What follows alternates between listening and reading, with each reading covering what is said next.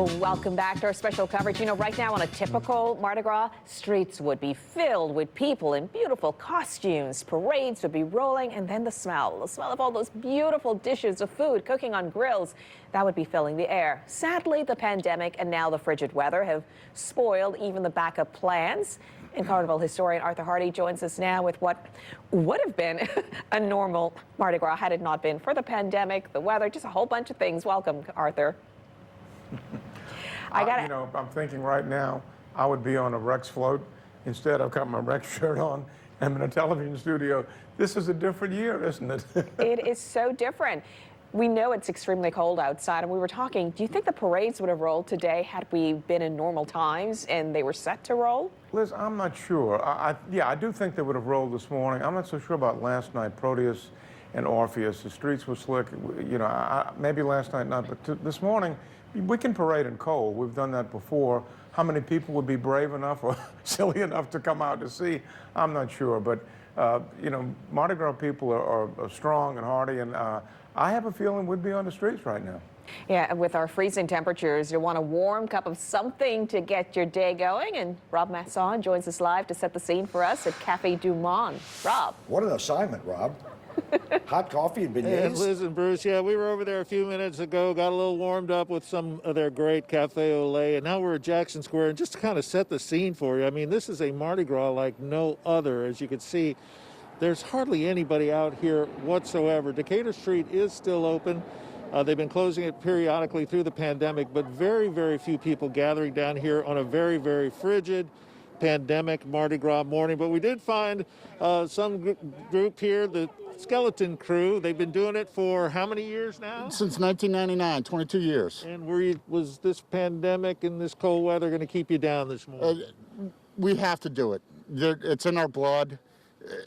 Mardi Gras is too big of a part of us to wait out a year. We just don't want to get in trouble. So who do you have with you here? So we have Mr. Pandemic Man. Where's the Pinocchio? 8-Bit. The Devil in the background. We have a whole slew of us. And the skeleton, talk to us a little bit about the skeleton and the skull and bones tradition for Mardi Gras. Well, there's a lot of different skull and bone gangs in New Orleans. There's the North Side Skull and Bones in Treme that are pretty famous. There's the Skin and Bones, which is a group of uptown and Bywater people, and then there's us. But skeletons and Mardi Gras go hand in hand. It has to do with farewell to the flesh, the meaning of Carnival at its basic root. Which is somewhat prophetic given this year and the pandemic and everything that we have going on. Absolutely. Most unfortunate. I mean, you guys do it every year. I know it's a labor of love for you. These are great costumes. New costume every year.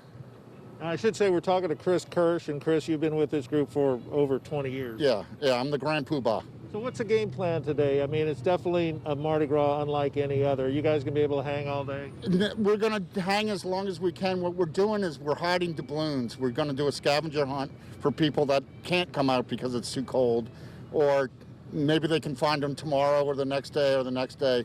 So we're hiding doubloons around the city, and we're posting hints on our Instagram account, on Skeleton Crew Instagram. All right, Chris Kirsch with the Skeleton Crew.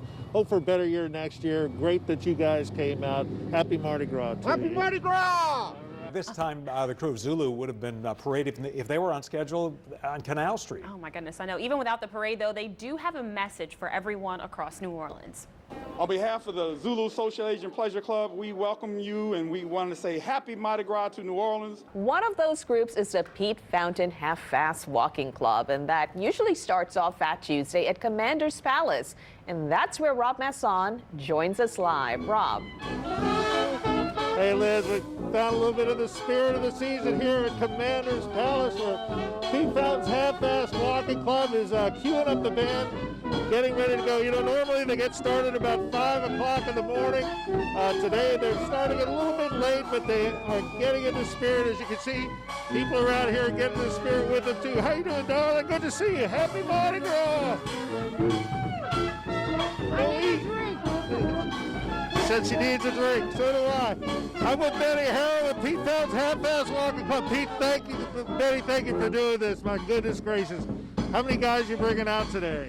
Well, today we have a 5-piece band, and we have about 10 of our walkers out here. Plus, Commanders is open, and it's full with Half-Fast Walking Club members. And are y'all walking down the street, or are you just going to kind of walk here today? Oh, today we're celebrating our 61st anniversary, and we're here to put some spirit into this Commander's Palace Pete Fountain house float. And we were talking about some Pete Fountain Mardi Gras memories a little while ago. I mean, what did this group mean to Pete? What does it mean to you guys to carry on the tradition? You know, Pete always felt that Mardi Gras was the heart and soul of New Orleans. He just liked being out in the street with the people. He liked playing for them. It was spontaneous. It was just everything he loved about New Orleans. But we do have Rob Krieger. He is live there with a lot of carnival spirit. Rob. Yeah, what's up, Liz? Just shredding the Narpow out here on the streets of St. Chuck. You know, we were looking for the gnarly powder, the snow, all day long. We didn't find it. It's just cold, cold, cold out here on St. Chuck. That's short for St. Charles for all you uninitiated. On the second coldest Mardi Gras on record, we found some snow in Jefferson Parish. Natasha Robin is live there at the fun location in Kenner. And that's right, Liz. You know what? This is a fun location. It's a winter wonderland on a day when it's so cold. Look what's been created right here off of Vintage on Lake Trail Drive, where the kids are just really having a great time. You know, of course, Mother Nature didn't create this for us. The owner of this home did. His name's Stephen Higginbottom, and he said this machine's been running since 7 o'clock last night. The snow got pretty thick here, about 2 feet at some point, but then everybody came out and had a snow day. They've been having snowball fights, and right now they're actually trying to build a snowman here. They're trying. This is Colin. Colin, can I talk to you for a second? If you could take a break here. You know, Colin, you said you really wanted to see snow, right? And you've been asking for what? Tell us what you've been asking for. I've been asking my mom if we could just drive north just to see it. Yes, you just wanted to see it. And you got your wish, but you didn't have to drive north. Do you live here in Kenner? Yes, ma'am. Okay, so you didn't even have to leave your hometown. You're right here in Kenner, and you came out and saw this today. Yeah. Are you having fun? Yes, ma'am. Okay, so is this the first time you're seeing snow? Yes, ma'am. Okay, so your first time seeing snow, and by the way, we've had a lot of kids who said that they've never seen snow before, and they really wanted to see snow, and here it is. You're building a snowman. Did you have a snowball fight? Yes, ma'am. I was throwing snowballs at my mom, and she told me to go build a snowman, so I went over there and started building one. Okay. Well, did you throw a snowball at me earlier? Because I got attacked earlier. No? No, I did not. Okay. Okay, good. It's okay if you did. I was throwing them back, but everybody was throwing snowballs at me earlier. So thank you, Colin. Go enjoy yourself and build that snowman. We're going to check in with you in a little bit. You having a good time? Yes, I'm having an awesome time, and I love to be in the news because I want to be a TV star when I grow up. Oh, boy. Well, you're on TV right now, so build us a snowman, and we'll check it out. Great day here in Kenner. Everybody's having fun. People keep showing up out here for their snow day. Right here in Kenner off of Vintage. We're having a great time. Back to you guys. Natasha, the only thing you need to do is a snow angel at some point. I do need to do that, Liz. I'm going to do that in a little bit. As soon as this clears out, I'm going to go make a big snow angel. I'm soaking wet. They've been throwing snowballs at me. The machine's going, but we're having a great time. It's cold. Yes, it is, but you're having a great time. Thanks a lot, Natasha. I am. Well, this year's carnival trend of decorating homes started after the cancellation of parades, but it's not just happening locally. Olivia Vidal shows us how it's happening in other states and around the world. You won't see homes decorated like this anywhere else but New Orleans. But across the world, the trend of decorating for Mardi Gras has taken off. This feels like I can have a little foot in the door at home. Kathy Seligman is originally from New Orleans, but has lived in London for the last 34 years. When was the last time you experienced Mardi Gras in New Orleans? Oh, goodness.